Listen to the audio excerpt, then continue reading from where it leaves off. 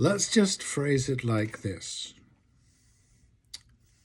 European Christian colonization of as much of the world as they could get their hands on. The figures vary between 80% and 84% of livable land mass of the planet, was the worst venture of human history. If you have a worser, let me know. Specifically, it began 500 years ago, roughly. By the way, coincidentally, the time when, since many will swear that humanity made its greatest advances, perhaps why some call it the age of discovery, others even call it the age of adventure. Since then, we've had the Reformation, the Enlightenment, the American Revolution, the Industrial Revolution, the Sexual Revolution, and for me, the most significant, the Soap Revolution. Mass-produced soap. I like modernity, but I think much of that is just clever adaptation to reality, a very big, probably the greatest human talent. Objections to the judgment I make that it is the worst venture, not thinking so or not wanting to think so, will be abundant. In the face of the facts and the fact-related complaints of the colonized. Fact one, it happened. 3 continents were taken over by Europeans, became colonies that served Europe, and finally countries of their own, but with European language, culture, and religion installed. The colonized essentially disappeared, their language, their culture, and religion all gone. Ethnic cleansing successful. A lot of the colonized were killed too, but I am emphasizing the other stuff done outside of killing was a killing too, a rubbing out, as Hollywood said, the natives said. There is the excuse, usually said by a man, that everybody is a colonist at heart and Europe is just better at it. It's not true. Just not. We are the best at it because we are more colonial at heart. There have been lots of big and savage civilization who killed lots of other people, were just as violent. Yes, Rome was a huge murderous project, but by and large, Roman non-homicidal rubbing out was minimal. Homicidal rubbing out, huge. Non-homicidal language, culture, and religions were maintained. Christianity, Brooks knows such vestiges of before. It is unique. And there have been civilizations less savage who didn't invent superior weapons because they had no need of them. The assumption that European values are universal and only savages don't share them is perfect colonial talk. It is the argument of Gaza. Colonialism will also, another technique, ignore the complaints of its victims and demand it be measured by its outcomes. How the world has progressed. They got rid of slavery, brought civil rights, equality, democracy. They must assume that before we showed, the world was slavish, despotic, unequal, and undemocratic. That's what the literature tells us. That's what the stories tell us. Not true. There's just vast amounts of literature and art applied to this story. Most of Western European art is applied specifically to that story. How great we are.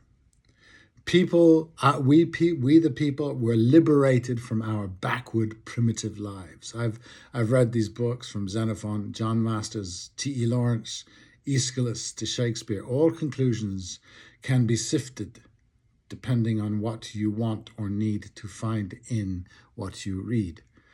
Davids Graeber and Wengrow, Bruce Chatwin, and Lawrence van der Post will tell you another story. And Shakespeare, I do know something about.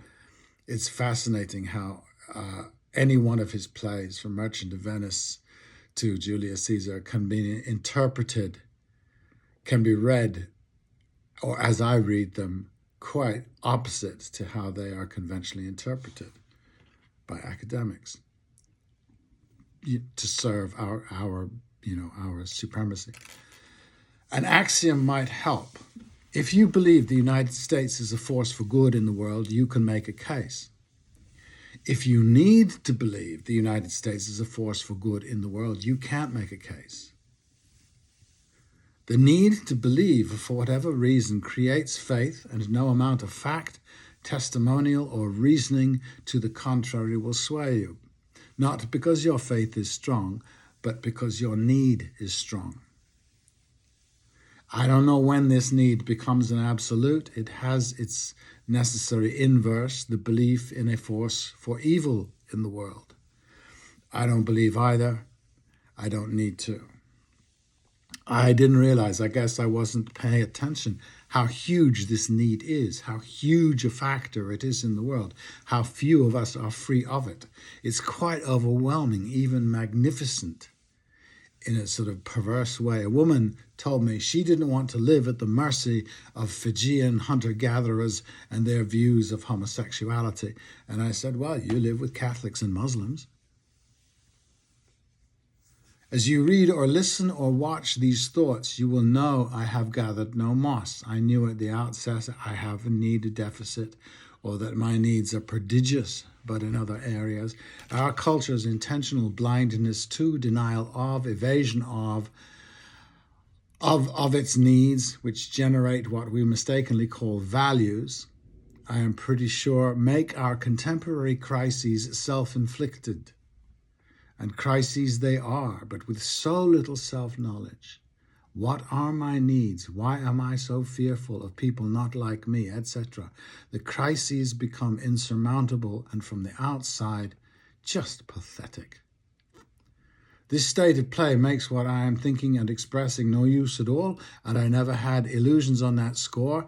It seems that we sell books by making what people need to read.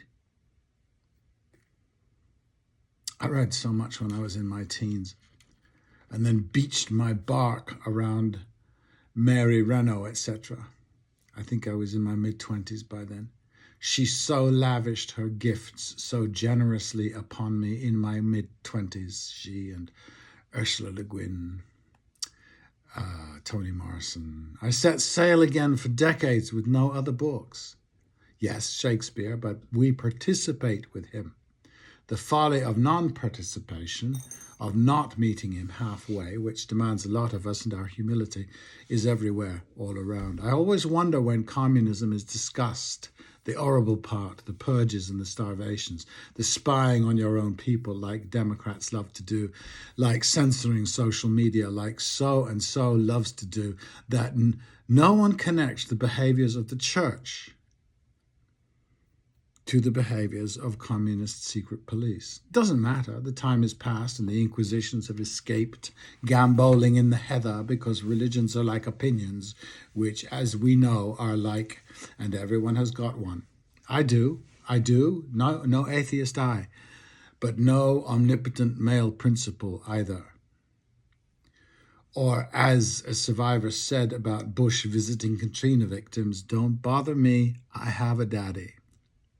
It doesn't bother me that he isn't coming, shaking hands and kissing babies. So, yes, Europe, you'll not stand up, I know, and take it. I heard today that the Germans paid Russia reparations after World War II. It acknowledged its atrocities against Russians. Imagine. They felt responsible for their own criminal behavior. I know, right? Novel.